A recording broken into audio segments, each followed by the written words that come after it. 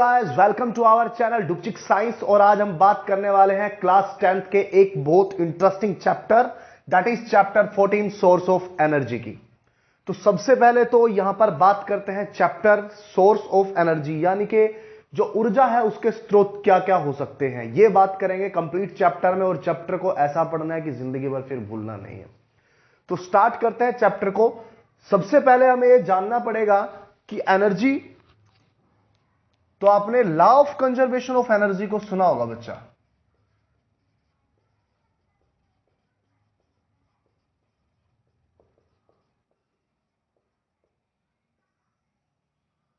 बिल्कुल सुना है सर। क्या है law of conservation of energy? Law of conservation of energy state that energy can neither be created nor be destroyed, but it can be converted into one form to another form. Yes, very good. कि energy को ना तो उत्पन्न किया जा सकता है और ना ही एनर्जी को खत्म किया जा सकता है, बट इसको एक फॉर्म से दूसरी फॉर्म में कन्वर्ट किया जा सकता है। ठीक है। अगर law of conservation of energy ये बात को हमें समझाता है, तो फिर एनर्जी क्रीशियस, एनर्जी क्रीशियस का मतलब है बच्चा, फिर एनर्जी को खत्म होने का डर क्यों लगा रहता है? समझ में आ रहा है? कुछ लिंक हो जाओ टॉपिक से। तो फिर यह बात क्यों कह रहा है कि एनर्जी भाई खत्म हो सकती है? अभी सुनने में आ रहा है कोयला खत्म होने वाला है, तो एनर्जी खत्म कैसे हो रही है? देखो,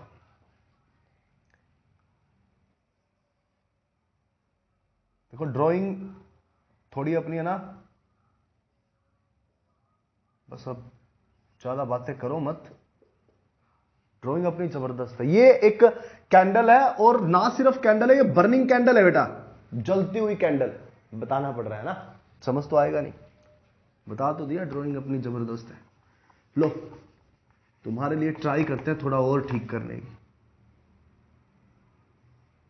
अब ठीक है क्या? ओह वाह, चल जाएगा काम। तो बच्चा, जलती हुई कैंडल दो चीजें दे रही है, एक तो हीट एनर्जी, एक लाइट एनर्जी। कहां से आ रही है? ये जो वैक्स वाला पार्ट है ये पिघल रहा है, हाँ या ना? तो बच्चा ये वैक्स यानी कि केमिकल, ये केमिकल एनर्जी है जो हीट एनर्जी और लाइट एनर्जी दे रही है। यानी कि एनर्जी का एक फॉर्म एनर्जी के दूसरे फॉर्म में कन्वर्ट हो रहा है। बट अब एक बात बताइए, लाइट तो यहां है ना लाइट, और अगर मैं यहां पर मैच स्टिक से सिर्फ हीट और प्रोड्यूस कर दूं, तो क्या वापसी वैक्स बनना शुरू हो जाएगा? वापसी वैक्स बनना शुरू हो जाएगा? एग्जैक्टली नहीं होगा। इसीलिए तो एनर्जी क्रीशियस है कि एनर्जी को हम एक फॉर्म से दूसरे फॉर्म में तो बदल रहे हैं, बट इतनी जल्दी ये प्रोसेस इरिवर्सिबल नहीं हो सकता कि हम उसको वापसी अपनी यूजफुल फॉर्म में नहीं ला सकते। We can't get back in our useful form. Is that clear? तो इसीलिए एक एनर्जी क्रीशियस यानी कि एनर्जी का खत्म होने का डर बना रहता है। क्लियर है? ओके। नेक्स्ट जो टॉपिक है हमारे चैप्टर में, दैट इज आइडियल फ्यूल। कि एक आइडियल फ्यूल क्या होता है, आदर्श ईंधन क्या होता है, यानी कि आप कौन से फ्यूल को महत्व देंगे कि हां भाई ये फ्यूल अच्छा है। तो देखिए, स्टार्टिंग में क्या होता था, पहले ज्यादातर एज ए फ्यूल हम वुड को ही यूज करते थे। फिर धीरे धीरे कोल को भी यूज करना शुरू कर दिया गया, और बहुत ज्यादा, और कोल के आने से तो मतलब इतना एक ड्रेस्टिक चेंज आया कि जो उद्योग है बहुत ज्यादा, जो कॉमर्शियल चीजें हैं उनमें बहुत ज्यादा यूज होने लगा था कोल का।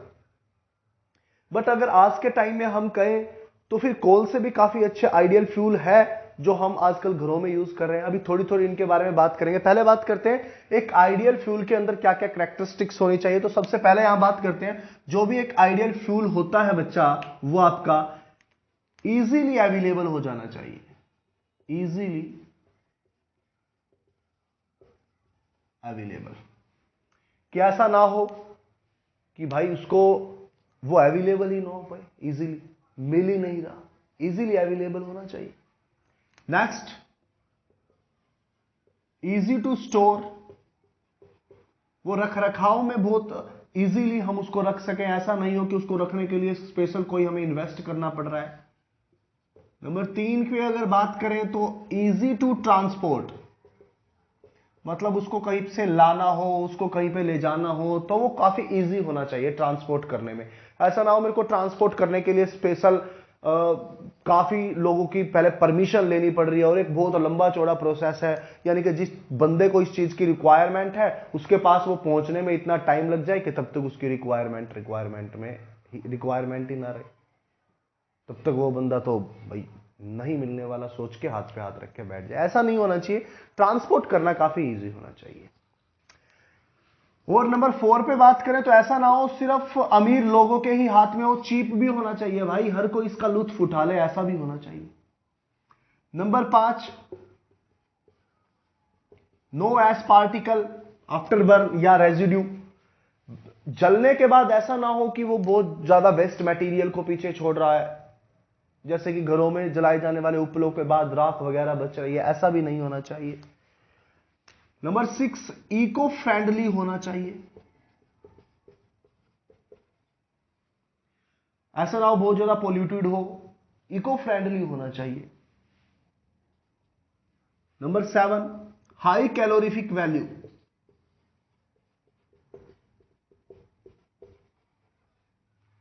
जलने पे वो ज्यादा हमें हीट प्रोड्यूस करके दे, वो ज्यादा एनर्जी को करे, हाई कैलोरीफिक वैल्यू होना चाहिए।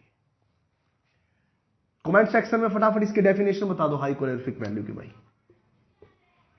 सफिशिएंट इग्निशन टेम्परेचर,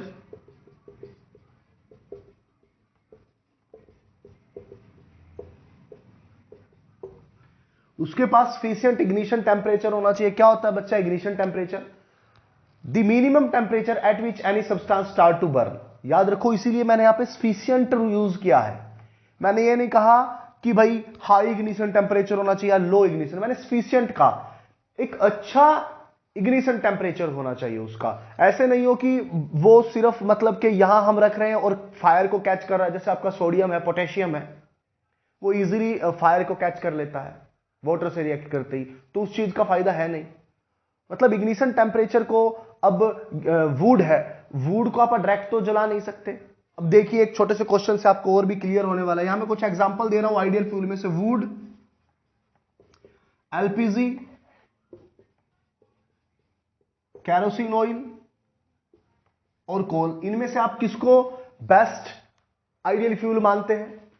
तो सीधी सी बात है, वुड के पास अगर मान लो करके देखो, वुड के अंदर ये पोर्शन अप्लाई करके देखो तो रेजिड्यू है, सीधी सी बात है, राख वगैरह पीछे कुछ छोड़ता है, ऐश छोड़ता है, ऐश पार्टिकल्स काफी रहते हैं, इको फ्रेंडली नहीं है। कैरोसिन भी इको फ्रेंडली नहीं है, कोल भी इको फ्रेंडली नहीं है, जबकि कोल तो काफी रेजिड्यू भी पीछे छोड़ता है। कैरोसिन क्या ट्रांसपोर्ट में इतना इजीली है और कैरोसिन को रखना इतना आसान है? नहीं है। बट एलपीजी की बात करें तो बहुत इजीली, आजकल तो एलपीजी कितना आसान है, एक फोन किया घर पे एलपीजी मिलता है, सिर्फ बुक करनी पड़ती है, अगले दिन तो घर के बाहर मिलता है।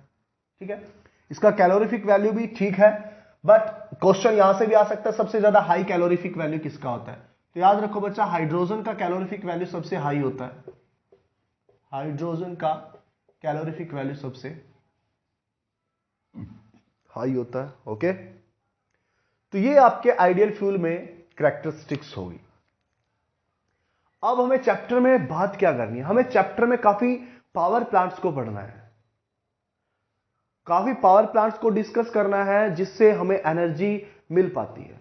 जो मेनली कुछ कॉमन रहने वाला है वो हमें इलेक्ट्रिसिटी एनर्जी प्रोड्यूस करनी है। अब ऐसा नहीं है कि सभी के अंदर एनर्जी प्रोड्यूस करनी है, बट मैक्सिमम 80% हमें ऐसे पावर प्लांट के बारे में यहां पढ़ना है जिसके अंदर हमें एनर्जी, इलेक्ट्रिसिटी को प्रोड्यूस करने के बारे में बात करना है। बाकी एनर्जी सभी से कुछ ना कुछ मिलेगी, तो इस टॉपिक पे बात करेंगे और आई होप ये पार्ट आपको समझ में आएगा। नेक्स्ट पार्ट में सभी पावर प्लांट को हमें क्रिस्टल क्लियर करना है। इसके लिए फटाफट इस वीडियो को अपने माइंड के अंदर आप बिल्कुल अच्छे तरीके से डाल लो, डुपचिक तरीके से डाल लो, ताकि नेक्स्ट जब पार्ट आएगा तो आपको किसी प्रकार की कोई भी टेंशन ना रहे। तो आप इसका स्क्रीनशॉट ले सकते हो, नोट्स बना सकते हो। मिलते हैं नेक्स्ट वीडियो में। Till then take care, see you, tata, bye bye.